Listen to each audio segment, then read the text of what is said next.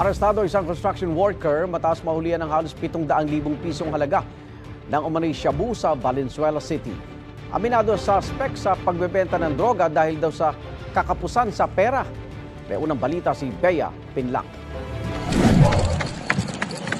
Dali-daling tumakbo ang operatiba ng Valenzuela Police matapos makatanggap ng signal na positibo ang buy-bust operation sa barangay Arcong Bato, Valenzuela kahapon ng madaling araw.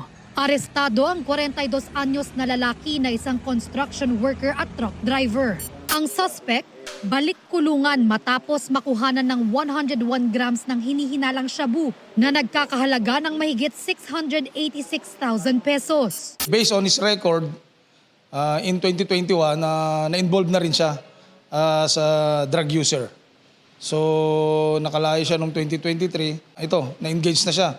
Not only using, but including trading. Isang linggong minanmanan ng pulisya ang suspect na taga Santa Maria, Bulacan.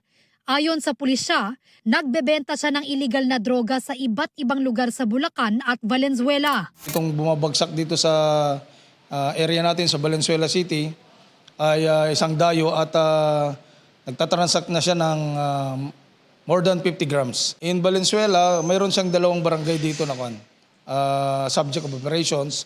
But since is from Bulacan, siyempre dito sa Santa Maria, another in Malolos and in Balagtas. Inaalam pa ng pulisya ang mismong pinagkukuhanan ng suspect ng illegal na droga.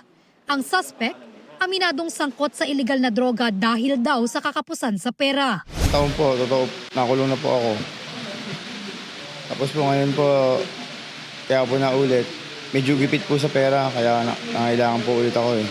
Reklamong paglabag sa Comprehensive Dangerous Drugs Act ang kinahaharap ng suspect na nakakulong na sa Valenzuela Police Custodial Facility. Ito ang unang balita. Bea Pinlac para sa GMA Integrated News. Igan, mauna ka sa mga balita, mag-subscribe na sa GMA Integrated News sa YouTube para sa iba't ibang ulat sa ating bansa.